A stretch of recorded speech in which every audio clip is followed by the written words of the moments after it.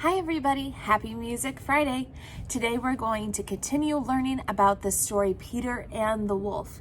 We started last week. I gave you a little introduction about the story. Remember, it is a musical fairy tale and it's a story told by music. Sometimes there's a narrator telling you what's happening, but most of it is told by music. The music was composed, if you remember, by Sergei Prokofiev. He's a Russian composer, which means he's from Russia and he writes music. And Prokofiev wrote this story about Peter and the Wolf. Today we are going to be reviewing all of the different instrument sounds that each character has. And also I'm going to be reading you a book version of the story of Peter and the Wolf. Now, if you remember, there are lots and lots of different versions of this story, and we are going to be looking at several of them over the past few weeks. Remember that different versions are told, there's a little bit of differences, but usually the story stays the same. So as we listen to these different versions, and you're going to hear the first one today, we are going to be comparing and seeing if we can find the things that are the same and different in these stories.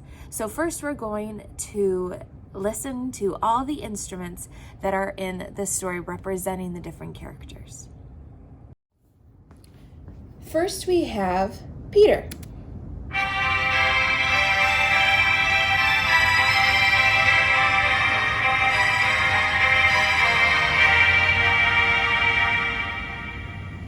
Then we have the bird, played by the flute.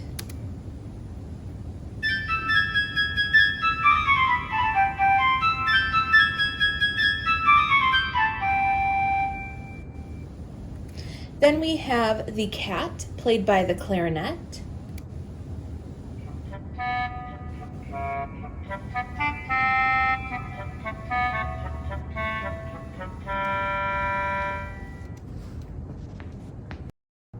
Then we have the duck, played by the oboe.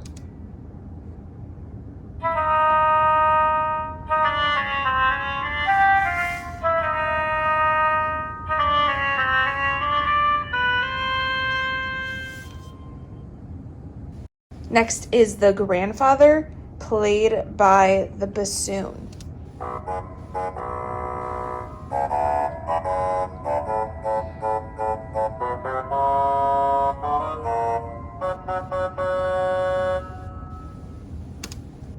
Next we have the wolf, played by the French horns.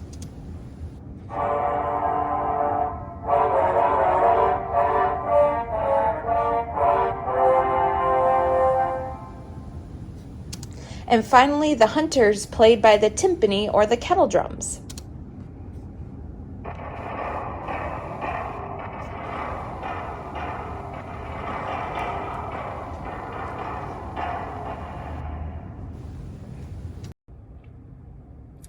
All right, everybody, nice job. Next, we are going to listen to the story. So I'm going to put the book pictures up on the screen and I'm going to read it out loud to you. All right, everybody, so this is the story of Peter and the Wolf. You can see up at the top, it shows the composer's name, Sergei Prokofiev, and below it, it says Peter and the Wolf. That's the title. And as you look on the cover of this book, you can see that we have Peter playing the violin, the wolf is playing his French horn, and they are showing all of the different instruments that each of the characters are playing. When we go to the next page, it shows Peter, played by the violins and all the strings of the orchestra, the bird played by the flute, the duck played by the oboe, the cat by the clarinet, the grandfather by the bassoon, the wolf by the French horns, and the hunters and their gunshots played by the kettle drums and the big bass drum. Early one morning, while his grandfather was still dreaming of an angel, a bear, and a runaway bull, Peter tiptoed from their cottage out into the garden and past the fat duck, who blinked sleepily at him. Peter quietly opened the gate and skipped out into the wide green meadow. A little bird was perched on the branch of a tree near the garden wall. He was Peter's friend. "Good morning, Peter," chirped the bird. "What a fine day." When the duck saw that Peter had not closed the gate, she roused herself and began waddling out of the garden and into the meadow. "How nice to start the day with a swim in my very own pond," she thought.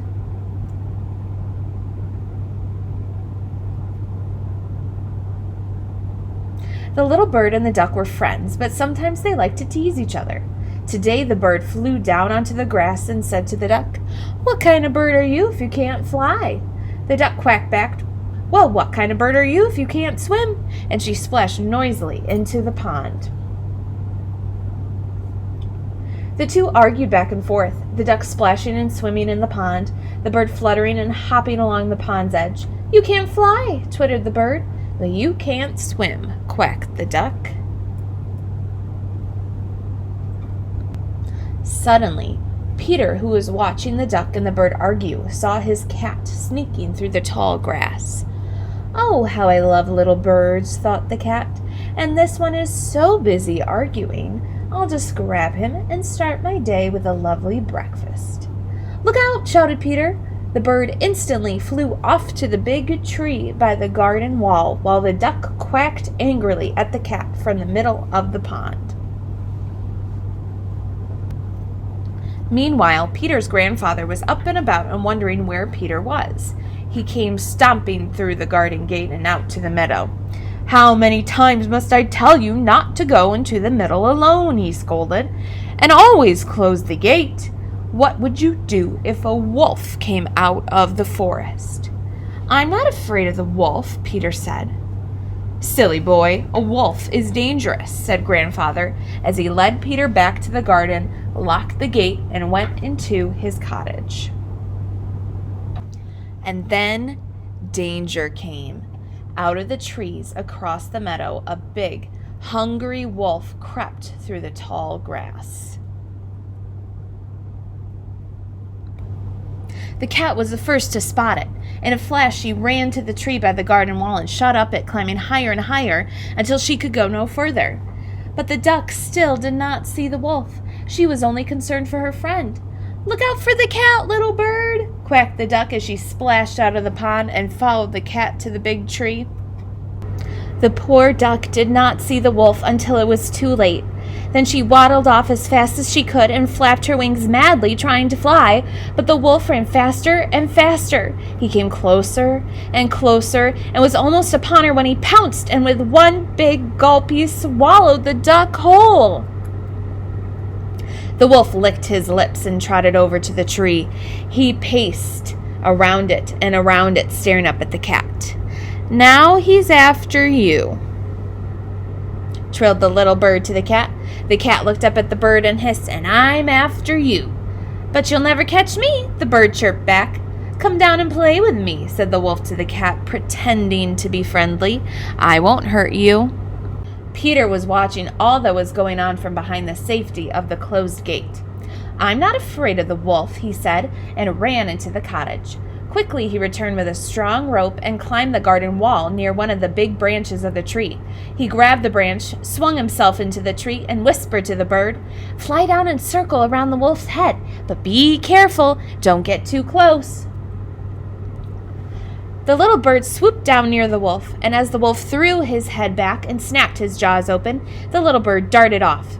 "How dare you tease me," snarled the wolf, and he snapped angrily at the bird from this side and that. The bird would brush the wolf's nose with his wings, and just as the wolf thought he had caught the bird, off went the bird, chirping shrilly. Again and again the little bird fooled the wolf. Up in the tree, Peter wasted no time tying the rope to the big branch and making a noose with the other end. He waited until the wolf was all tired out from jumping at the bird, and when the wolf stood still for a moment, Peter lowered the rope over the wolf's tail and pulled with all his might on it. He caught the wolf! Just then, 2 hunters came crashing out of the forest, looking about nervously. They were afraid of the wolf, and when they saw it, they began shooting wildly into the air. "Stop shooting!" shouted Peter. "We already caught the wolf!" The hunters breathed a sigh of relief. When they heard that the wolf had promised never to come back, they offered to help Peter lead him back to his home, so long as he was safely tied to a rope. "Follow me!" chirped the bird. Then they all set off for the forest. First came Peter, after him the cowardly hunters with the big tired wolf on the rope, and then came Grandfather. "Have you ever seen a boy as brave as Peter?" he called to the hunters, "and so clever." And last came the cat, thinking, "Tomorrow I'll get that bird." and over their heads fluttered the little bird, chirping happily, "Peter and I caught the wolf." And the duck? The duck was making such a quacking and thrashing about in the wolf's stomach that the wolf felt guilty and finally coughed her out, whereupon she joined the procession, quacking triumphantly. The end. All right, everybody, thank you so much for watching today's video, and I will see you next Friday for another lesson about Peter and the Wolf. Bye, everybody.